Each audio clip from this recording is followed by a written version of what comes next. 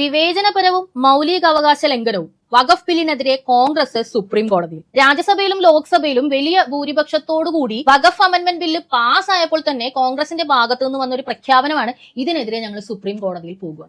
മൗലികാവകാശത്തിന്റെ ലംഘനം എന്നാണ് അവരിതിനെ വിശേഷിപ്പിക്കുന്നത്. എന്താണ് ഇവർ ഉദ്ദേശിക്കുന്ന മൗലിക അവകാശ ലംഘനം?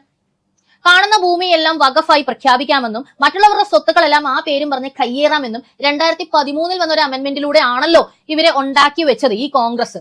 അതാണ് ഇപ്പോൾ കേന്ദ്ര സർക്കാർ എടുത്തു മാറ്റിയിരിക്കുന്നത്. അന്യന്റെ മുതൽ പിടിച്ചു പറിക്കണ്ട എന്ന് പറഞ്ഞതാണോ നിങ്ങളുടെ മൗലിക അവകാശ ലംഘനം? അല്ല, ഞാൻ ചോദിക്കട്ടെ, ഈ നാടെന്താ മുസ്ലിങ്ങൾക്ക് മാത്രം തീരെഴുതി കൊടുത്തിരിക്കുന്ന എന്തെങ്കിലും നാടാണോ? ഇതൊരു മുസ്ലിം കൺട്രിയാണോ? ഇന്ത്യ എന്ന് പറയുന്നത് മതേതര രാജ്യമാണെന്നാണ് ഞാനൊക്കെ കേട്ടിട്ടുള്ളതും പഠിച്ചിട്ടുള്ളതും. നിങ്ങൾ 24 മണിക്കൂറും വാതർന്ന് അത് തന്നെയാണല്ലോ പറയുന്നത്. ഞാനൊരു ക്രിസ്ത്യാനിയാണ്, എന്റെ കൂടെയുള്ള ഒരുപാട് ഹിന്ദുക്കളുണ്ട്, മുസ്ലിങ്ങളുണ്ട്, പല ആളുകളുണ്ട്. ഞങ്ങൾക്കൊന്നും മൗലിക അവകാശങ്ങളില്ലേ?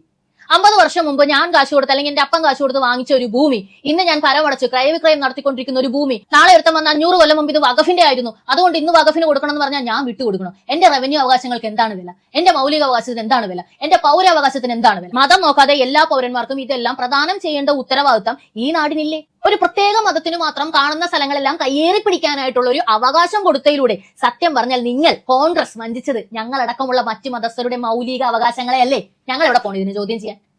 കേരളത്തിലെ ജനങ്ങളെ നിങ്ങൾ എല്ലാവരും കണ്ടുകൊള്ളുക. കോൺഗ്രസ് ആർക്കൊപ്പമാണെന്ന് നിങ്ങൾ കണ്ടുകൊള്ളുക. മുസ്ലിം ലീഗിനെ കൂടെ നിർത്തിയാൽ മാത്രമേ അവർക്ക് ഇവിടെ പിടിച്ചു നിൽക്കാൻ പറ്റൂ. അതിനു വേണ്ടി അവർ കളിക്കുന്ന തറക്കളികളാണ് ഇത്രയും. നമുക്കറിയാം സുപ്രീം കോടതിയിൽ നിന്നും ഇതിന് മറിച്ചൊരു വിധി വരാൻ പോകുന്നില്ല. ഇനി വന്നാൽ ഞാൻ പറയാൻ പോകുന്നത് ഇവിടെയുള്ള കോൺഗ്രസ്സുകാരോടാണ്. ഇതുവരെ ചിരിച്ച് കളിച്ചു നിന്ന മറ്റു മതസ്ഥരുടെ മുഖമൊക്കെ മാറും. മുംബൈയിലും ഗുജറാത്തിലും ഒക്കെ നടന്നതിലും വലിയ വർഗീയ കലാപങ്ങൾ പല രീതിയിൽ ഇവിടെ നടക്കും. നിങ്ങൾ എന്താ വിചാരിച്ചു വെച്ചിരിക്കുന്നത്? മുസ്ലിം സംഘടനകൾക്ക് മാത്രമേ റോഡിലിറങ്ങാൻ കഴിയുള്ളൂ, അവർക്ക് മാത്രമേ സംഘടിതമായി ഒരു കാര്യം ചെയ്യാൻ കഴിയുള്ളൂ, മറ്റുള്ളവർ വേണ്ടെന്ന് വെച്ചിട്ടാണ്. നിർബന്ധിക്കരുത് നിങ്ങൾ അവരെ.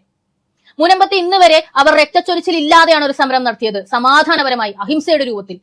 ഇനി സുപ്രീം കോടതിയിൽ നിന്നും അവർക്ക് ആശ്വാസവഹമായി ഈ ബില്ലിനൊരു മാറ്റം നിങ്ങൾ മേടിച്ചാൽ തീർച്ചയായും ഈ അഹിംസയൊന്നും നിങ്ങൾ അവരുടെ അടുത്ത് ഇനി പ്രതീക്ഷിക്കരുത്. അവരുടെ അടുത്തുനിന്നല്ല, ഇത് കണ്ടും കേട്ടും നിൽക്കുന്ന നിഷ്പക്ഷരായ മറ്റു മതസ്ഥരുടെ കയ്യിൽ നിന്നും ഇത് പ്രതീക്ഷിക്കരുത്. എന്റെ പടി കയറി വരുന്നത് വരെ മാത്രമേ ഞാൻ പ്രതികരിക്കാതിരിക്കൂ.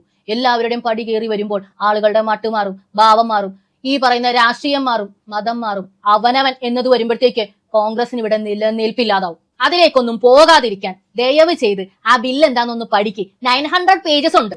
ഇരിക്കാനും നിൽക്കാനും ഒന്നും സമയമില്ലാത്തത് കൊണ്ട് നിങ്ങൾക്ക് പഠിക്കാൻ പറ്റില്ല എന്നൊക്കെ ഇപ്പൊ പറഞ്ഞാൽ അടുത്ത ഇലക്ഷൻ വരുമ്പോൾ നിൽക്കാനും കിടക്കാനും ഒക്കെ നിങ്ങൾക്ക് സമയം ഉണ്ടാവും. കാരണം എന്താണെന്ന് വെച്ചാൽ നിങ്ങൾ ആരും അടുത്ത ഇലക്ഷൻ കടന്ന് ജയിക്കാൻ പോകുന്നില്ല.